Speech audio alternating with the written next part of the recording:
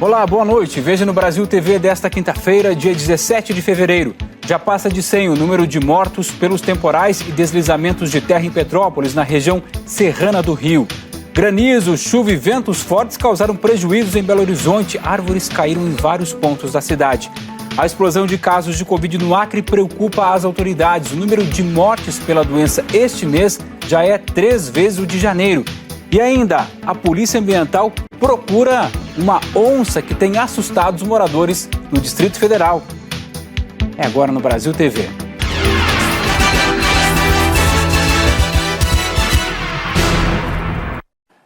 Já passa de 100 o número de mortos na tragédia de Petrópolis, segundo o Corpo de Bombeiros do Estado do Rio de Janeiro. 33 corpos foram identificados, 13 são de crianças e adolescentes. Ainda é muito difícil chegar a alguns bairros de Petrópolis. Todos precisam de apoio. A água de uma nascente escorre pela rua principal da Vila Felipe. Basta olhar ao redor para entender o significado da palavra destruição. Fernando também se sente devastado. Aqui acabou tudo. Aqui é a casa do meu amigo Renan, do Demir. Tudo amigo de 40 anos de amizade aqui, sabe? E acabou, né? As sirenes começaram a tocar, foi questão de segundo, começou a cair tudo junto. É um sofrimento muito grande. Essa área aqui onde nós estamos funcionava o que? Era um estacionamento? Aqui era o estacionamento do seu Pedro. Tem uns 2 metros de lama aí, né? Ah, tem muito mais, porque esse terreno aqui era uma rampa que descia, você pode pôr uns 4 metros mais ou menos. À noite era muita gritaria de madrugada, o pessoal pedindo ajuda, mas não tinha energia, não tinha nada, não tinha como a gente ajudar. No dia clareou, os helicópteros começaram a chegar e eu voltei. E aí desde então eu tô aqui, tô ajudando o pessoal. Fernando é apenas um entre dezenas de voluntários incansáveis que ajudam os bombeiros. Trabalho pesado. 1, 2, 3 e vai! Os bombeiros ainda não conseguiram resgatar sobreviventes, não encontraram corpos. Os moradores afirmam que há pelo menos 12 pessoas desaparecidas. Hoje, alguns sobreviventes da tragédia retornaram ao lugar. Queriam salvar algo que ajudasse a contar as histórias das famílias. Isso foi o que vocês conseguiram pegar? Meu marido, ele queria até arrombar a janela, mas qualquer movimento que ele possa fazer pode acabar de cair os escombros. Isso é só o que estava no primeiro cômodo, o resto está tudo destruído. A chuva da tarde de terça-feira deixou marcas profundas nos moradores de Petrópolis. Estou na casa da minha sobrinha, porque o susto foi muito grande. A minha casa são 2 andares, eu estive na parte de baixo e eu estava varrendo. Aí, quando eu vi, deu um estrondo muito grande, a terra entrou. Eu fiquei com terra até aqui quase na cintura. Eu arranquei as terras, porque meus pés estavam presos. Eu falei, eu tenho que sair aqui, senão eu vou morrer. Aí consegui sair, consegui tirar uma perna, depois tirei outra perna. Aí os meninos daqui, os meninos do bairro são excelentes. Joyce não consegue parar de chorar. A tia está entre os desaparecidos. A gente acha que ela está soterrada aí. Demos informação para o bombeiro agora, para ver se procurava ali. Eles falaram que estão procurando agulha no palheiro. Eu vi que desde criança, então não tem nem o que dizer. Está acabado, destruído, parece que caiu uma bomba aqui. Nesse ponto aqui a gente consegue chegar mais perto das casas e é até difícil entender como o restante dessa estrutura ainda está de pé. Vinícius procura pela filha única. Sua filha está bem? Emanuele completou 24 anos no dia da tragédia e naquela tarde preparava a festa de aniversário. Iria receber a família. O pai tentava remover o entulho, mas os bombeiros disseram que não era a hora. Há risco de novos desmoronamentos. Isso aqui é emoção forte, mas a gente está tentando evitar mais vítimas, tá? A minha preocupação é com a saúde dos senhores, com a vida dos senhores. É tudo muito triste, né? E você vai ver agora um vídeo que mostra o exato momento e dramático momento em que passageiros tentam sair de 2 ônibus que foram arrastados para dentro do rio Quitandinha durante o temporal em Petrópolis.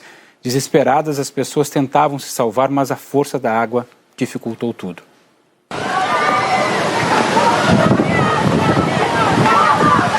Uma cena de desespero. As imagens mostram pelo menos 13 pessoas tentando lutar pela vida, saindo pelas janelas.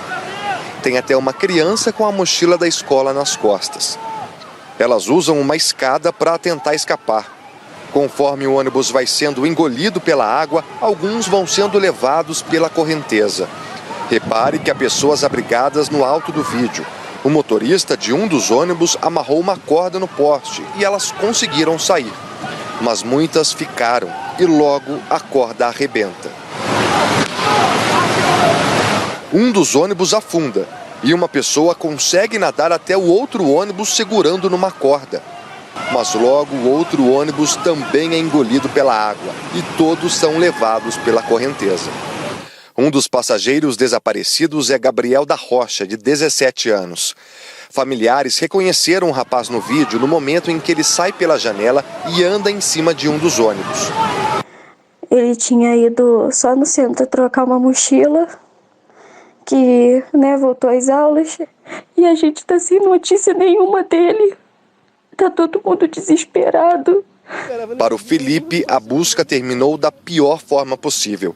Ele reconheceu o corpo do irmão, Rafael, de 42 anos, que era deficiente físico, o que dificultou que conseguisse sair.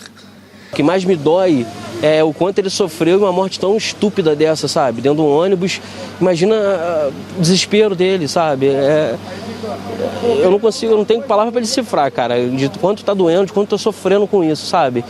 A família da Daniela da Silva Viana, de 30 anos, sabe que ela estava num dos ônibus porque ela gravou essas imagens do momento em que a água estava subindo. Aí ela me ligou: mãe, eu tô dentro do ônibus, só que não sai de onde você tá não, que tá chovendo muito. Ela falou: o ônibus tá balançando pra caramba. Eu falei: minha filha, sobe em cima do banco, não fica desesperada. Eu falei: mãe, tá todo mundo nervoso. Depois daí não consegui mais falar com ela. Eu não sei mais onde procurar, não sei mesmo, tô desesperada, cara. No Jornal Nacional você vai ter outras informações sobre os resgates lá em Petrópolis. Depois de 3 dias seguidos de chuva, moradores de Juatuba, na Grande Belo Horizonte, tentam recomeçar, mais uma vez. A cidade, mais de 100 pessoas estão fora de casa por causa dos alagamentos.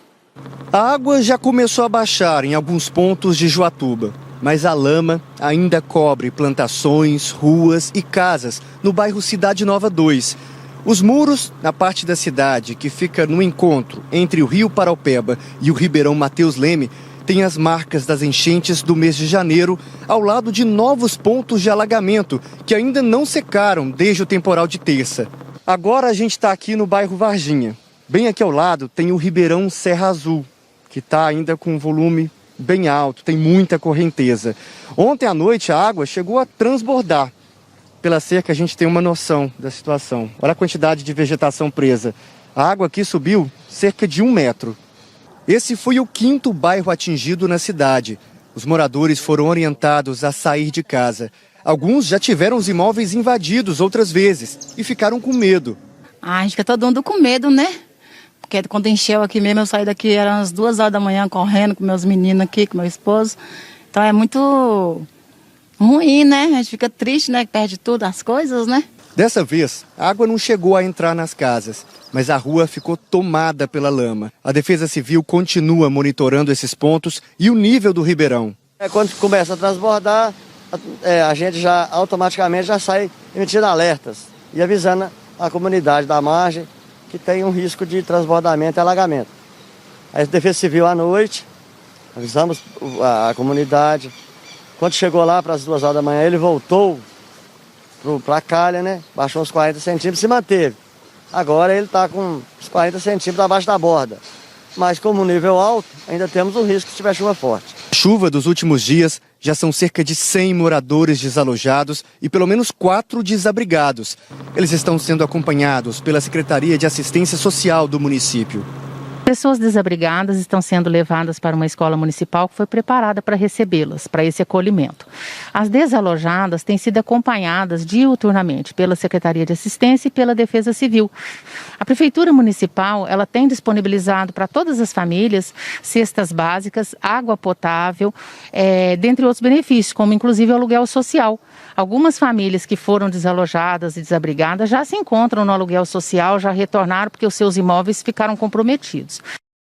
Amanhã foi de muito trabalho e limpeza para os moradores e comerciantes da região da Pampulha, que fica em Belo Horizonte. Uma forte chuva ontem à tarde derrubou árvores e acabou destruindo os tetos de estacionamentos de supermercado e um posto de combustíveis. Olá, boa noite. A quinta-feira foi dia de muito trabalho aqui em Belo Horizonte. Equipes da prefeitura passaram o dia nas ruas para limpar e retirar árvores que caíram durante o temporal de quarta-feira. Foram pouco mais de 10 minutos, tempo suficiente para fazer muitos estragos. Parte do teto de um posto de combustível caiu na região da Pampulha. Os ventos fortes também atingiram a cobertura do estacionamento de um supermercado. Uma motorista chegou a ficar presa dentro de um carro, mas não se feriu. Em Mateus Leme, na região metropolitana de BH, 90 pessoas estão desalojadas por causa das chuvas fortes que atingiram o município desde o início da semana. Segundo a Defesa Civil, 422 cidades de Minas estão em situação de emergência por causa da chuva. Só neste mês, mais de 7 mil pessoas ficaram desabrigadas ou desalojadas em todo o estado. Graciela Andrade para o Brasil TV. 2 homens estão presos e um adolescente apreendido suspeitos de envolvimento no assassinato do menino Jonatas, de 9 anos, em Pernambuco. Hoje faz uma semana que esse garoto foi executado dentro de casa, na zona rural de Barreiros. Olá pessoal, de acordo com a polícia, 2 homens foram presos no início da noite de ontem e com eles estava um adolescente que foi apreendido. Os 3 passaram a madrugada na delegacia de Palmares sendo ouvidos. De acordo com o promotor do caso, Júlio César Cavalcante Elimas, eles aguardam uma audiência de custódia para saber se vão continuar detidos ou não.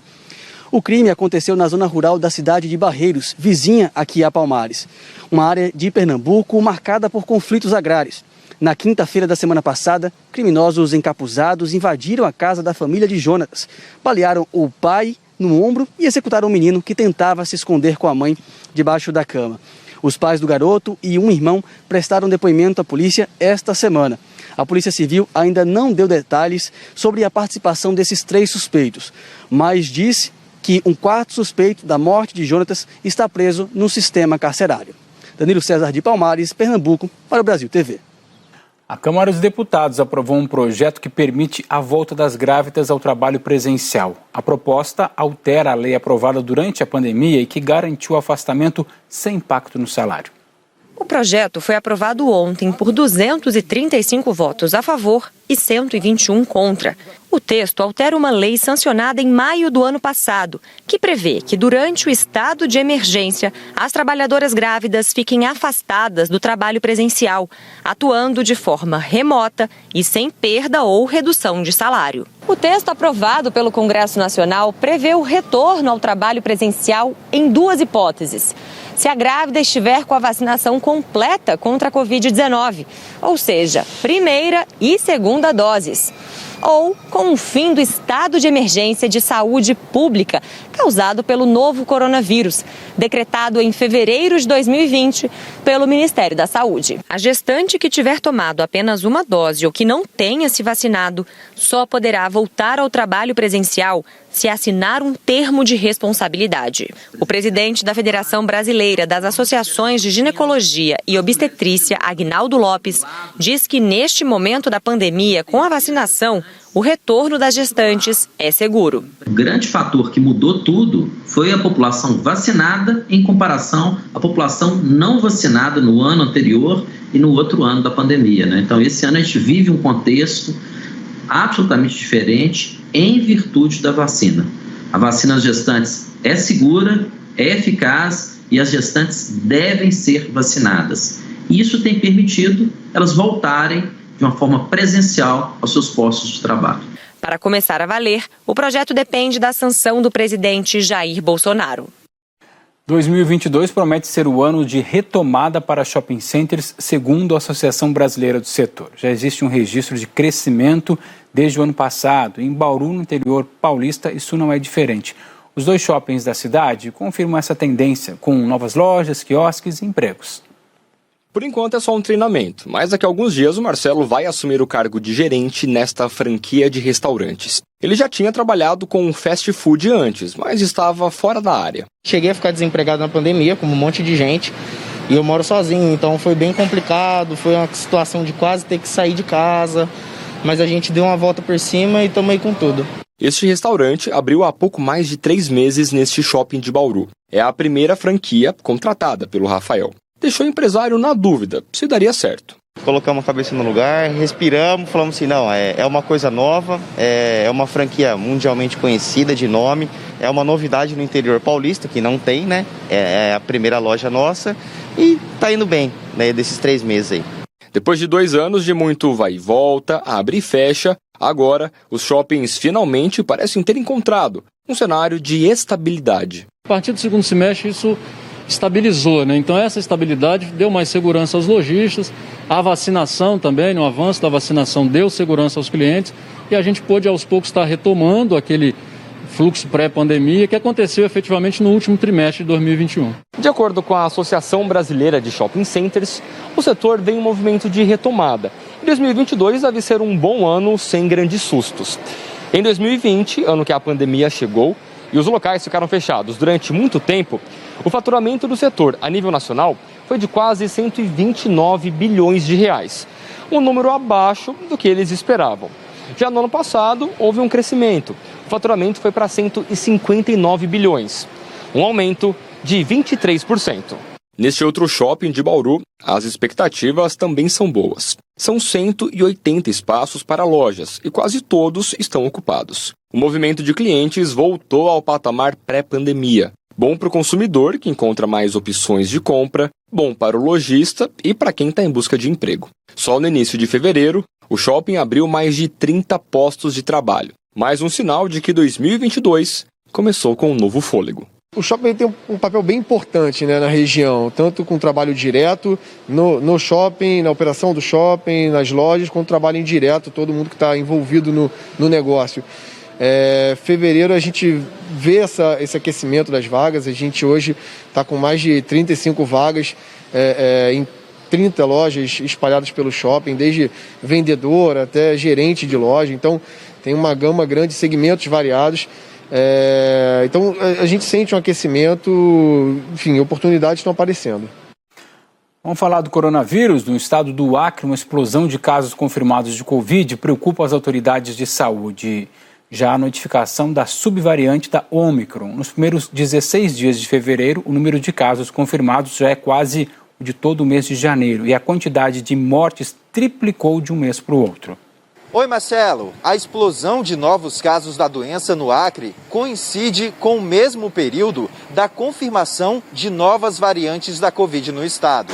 A Secretaria de Saúde do Acre fez um rastreio e confirmou a presença da variante Ômicron e de uma subvariante dela, a BA1, variante mais comum da Ômicron no estado.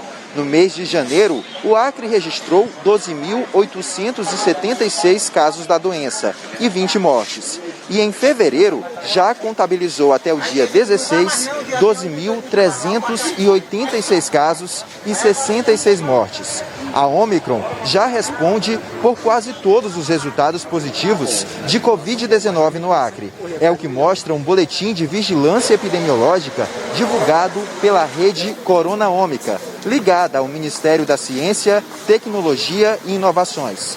A Secretaria de Saúde do Estado reforça a importância de completar o ciclo vacinal contra a Covid e manter os protocolos sanitários. É com você, Marcelo. Veja a seguir, diretores de escolas municipais de São Paulo denunciam a má qualidade da merenda. Eles dizem que recebem carne estragada, frutas mofadas e embalagens de comida com insetos.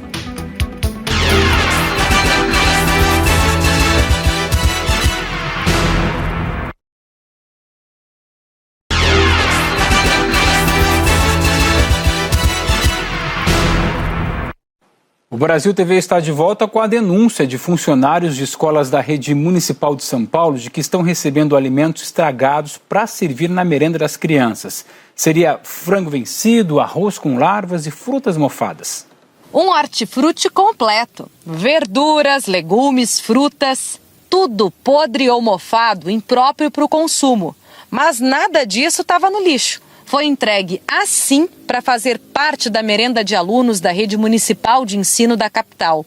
A denúncia foi feita ontem pelo vereador Toninho Vespoli no plenário da Câmara Municipal. Estou indo em unidade que a gestão falou assim, devolvi metade, Toninho. Pior que assim, a outra metade que eu devolvi não estão repondo. Então assim, eu não tenho o que dar para a criança. Os servidores estão pegando dinheiro do bolso para que não pare a aula, porque sem merenda não tem condição de ter. De acordo com o jornal O Globo, que conversou com diretores de escolas, a maior incidência de denúncias é na Zona Norte, na Diretoria Regional de Ensino de Pirituba, onde os gestores estimam cerca de 100 escolas nesta situação.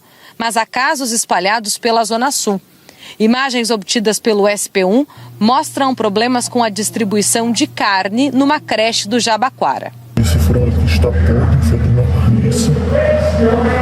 E eles vão servir para as crianças. Estão todos assim, com a data de validade raspada. E o fedor está insuportável. As condições da merenda viraram representação contra a prefeitura no Tribunal de Contas do município. O documento enviado pelo vereador Toninho Vespoli cobra dos auditores uma apuração detalhada a respeito da compra e entrega de alimentos estragados. Para embasar o pedido, foram anexadas também fotos de pacotes de ervilhas com carunchos e sacos de arroz com larvas e outros insetos. Os problemas são na rede municipal.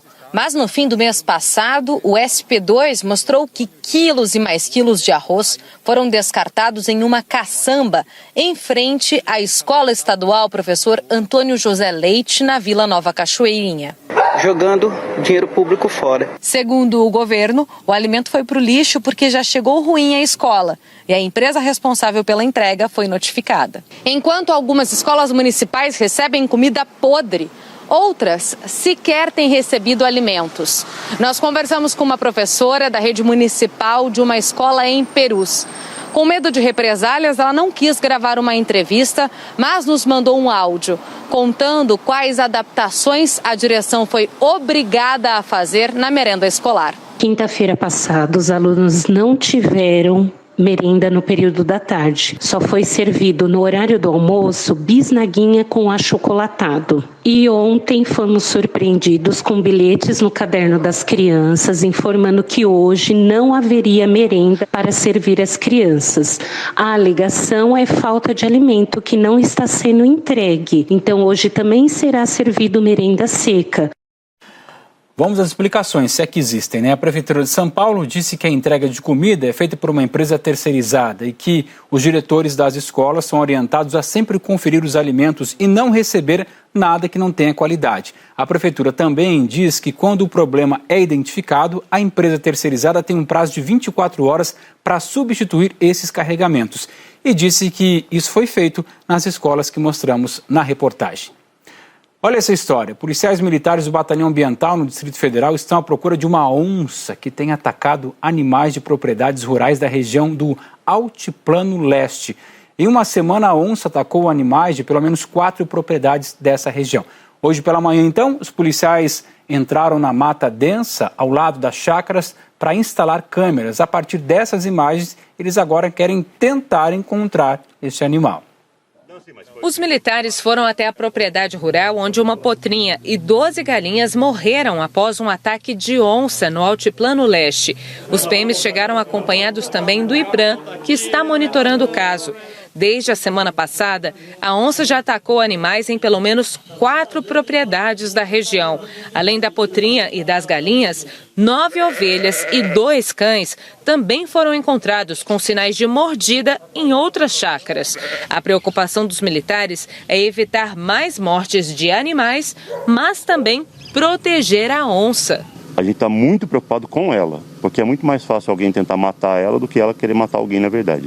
Dificilmente uma onça ataca um humano, né? É muito raro isso acontecer. O grupo visitou os pontos da propriedade em que a onça passou. O primeiro local, o galinheiro. A onça veio aqui na semana passada, de terça para quarta. A cerca ainda guardava vestígios. Um pouco do pelo do felino ficou para trás. O material vai ser analisado. Vai servir, por exemplo, para saber qual a espécie da onça. Até agora, só se sabe que é uma onça grande. Ela arrastou a potrinha de 150 quilos por 150 metros até embaixo de uma árvore. A gente tem uma fauna muito rica aqui, né? Tem águas emendadas aqui próximo, então são áreas muito grandes, então esses felinos maiores, né, os grandes felinos, podem sim estar nessa região. Mas uma coisa é certa, segundo o Batalhão Ambiental: onça costuma voltar ao local que ela sabe que tem presas fáceis. Por isso, a preocupação dos proprietários e também dos militares. Hoje, os PMs foram até aquela área de mata densa que fica ao lado da propriedade. É lá que eles vão instalar câmeras para monitorar os passos da onça. O equipamento vai funcionar 24 horas por dia. E com essas imagens, vão traçar estratégias para capturar o animal. Enquanto isso, a vizinhança está com medo. Na região também funciona a Escola Classe Alto Interlagos, onde estudam cerca de 200 alunos. Com medo dela voltar, né? Machucar outro bicho, ferir alguma criança também aqui da região de madrugada. O Brasil TV fica por aqui. Outras notícias daqui a pouco no Jornal Nacional, às 8h30, pelo horário de Brasília. Uma boa noite para você e até amanhã.